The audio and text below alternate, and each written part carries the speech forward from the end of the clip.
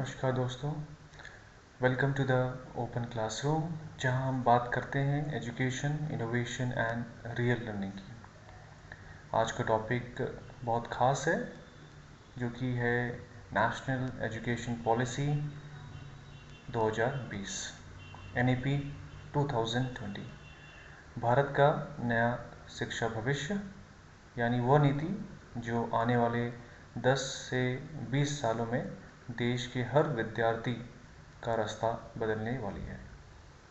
दोस्तों, NEP यानी national education policy 2020 Bharat की नई शिक्षा नीति है जो करीब 34 साल बाद आई है। इससे पहले आखिरी शिक्षा नीति 1986 में बनी थी। अब सोचिए 34 साल में दुनिया कितनी बदल गई है। मोबाइल, इंटरनेट, AI और ग्लोबल एजुकेशन। तो सरकार ने सोचा कि अब शिक्षा को भी 21वीं सदी के अनुसार ढालना जरूरी है। तो क्या बदला है इस नई शिक्षा नीति में? क्या अब मार्क्स से ज़्यादा इम्पोर्टेंस स्किल्स को मिलेगी? और क्या ये बदलाव हमारे बच्चों को सिर्फ जॉब रेडी नहीं बल्कि लाइफ रेडी भी बनाएगी? सबसे बड़ा स्ट्रक्चर बदलाव में है जो कि है 5+3+3+4 सिस्टम। आइए इसका मतलब समझें। 5 साल फाउंडेशनल स्टेज जो कि प्री स्कूल और क्लास 1 एंड क्लास 2। 3 इयर्स यानी 3 साल प्रिपरेटरी स्टेज जो कि क्लास 3, क्लास 4 और क्लास 5। इसके बाद 3 साल मिडिल स्टेज यानी 3 years middle stage, class 6, class 7 और क्लास 8। और इसके बाद 4 साल आपके सेकेंडरी स्टेज यानी class 9, class 10, class 11 and class 12। यानी अब फोकस रोड लर्निंग से हटकर कॉन्सेप्चुअल अंडरस्टैंडिंग पर है। आप स्टोरी टेलिंग, गेम्स, एक्सपेरिमेंट्स और प्रोजेक्ट्स के जरिए सीखेंगे, क्योंकि अब क्लासरूम सिर्फ पढ़ाई की जगह नहीं, सोचने की जगह होगा। अब हम बात करते हैं उस चीज़ की जो मुझे सबसे एक्साइटिंग लगती है, मल्टी डिसिप्लिनरी लर्निंग। अब आप साइंस के साथ म्यूज़िक या मैथ्स के साथ आर्ट भी पढ़ सकते हैं। कोई रिजिड बाउंड्री नहीं है। आर्ट्स, साइंस, कॉमर्स की दीवारें गिरा दी गई हैं, क्योंकि नेशनल एजुकेशन पॉलिसी कहती है knowledge does not have boundaries. सोचिए, अगर न्यूटन क्लासिकल म्यूजिक सुनते हुए ग्रेविटी सोचते तो क्या वह इक्वेशन और भी सुंदर होती?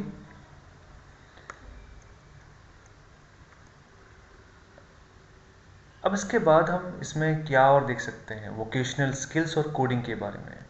अब बच्चों को क्लास 6 से वोकेशनल एजुकेशन सिखाई जाएंगी, जैसे कारपेंट्री, गार्डनिंग, इलेक्ट्रॉनिक्स या कोडिंग। मतलब अब प्रैक्टिकल नॉलेज का दौर शुरू हो चुका है।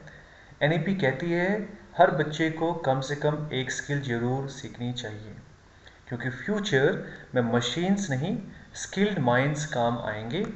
Coding, robotics, AI, design thinking, ये सब अब स्कूल लेवल पर ही सिखाए जाएंगे। तो आने वाले भारत यूज़र ऑफ टेक्नोलॉजी नहीं बल्कि क्रिएटर ऑफ टेक्नोलॉजी बनेगा। इसके अलावा भाषा और मातृभाषा के ऊपर भी NEP 2020 में काफ़ी ज़्यादा जोर दिया गया है। अब बात एक ऐसे मुद्दे की जो सबसे ज़्यादा चर्चा में रहा, एजुकेशन इन मदर टंग।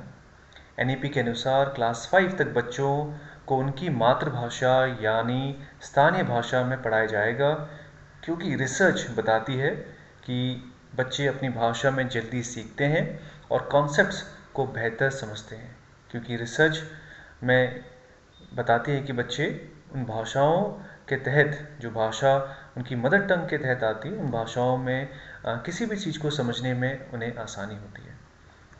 मतलब अब अंडरस्टैंडिंग मार्क्स से ज़्यादा इम्पॉर्टेंट होगी। एनईपी में टीचर्स और टेक्नोलॉजी के बारे में क्या बताया गया है। अब टीचर्स की ट्रेनिंग और इवैल्यूएशन सिस्टम भी मॉडर्न हुआ है। टीचर्स को अब सिर्फ सिलेबस पूरा नहीं करना, बल्कि स्टूडेंट्स की क्रिएटिव थिंकिंग और प्रॉब्लम सॉल्विंग को डेवलप करना होगा। ऑनलाइन प्लेटफॉर्म्स, स्मार्ट क्लासरूम्स और डिजिटल कंटेंट अब हर टीचर का साथी होगा। लेकिन याद रहे, टेक्नोलॉजी टीचर को रिप्लेस नहीं करेगी, बल्कि उसे एम्पावर करेगी। साथ ही साथ हायर एजुकेशन और फ्यूचर गोल्स के ऊपर भी काफ़ी कुछ बदलाव के बारे में बात की गई है। हायर एजुकेशन में बहुत बड़ा बदलाव है। अब मल्टीपल एंट्री एग्जिट सिस्टम है। मतलब अगर आप 1 साल पढ़ाई के बाद ब्रेक लेते हैं तो आपको सर्टिफिकेट मिलेगा। 2 साल पर डिप्लोमा और 3 या 4 साल पर डिग्री। फ्लेक्सिबिलिटी और चॉइस अब एजुकेशन की नई पहचान होगी।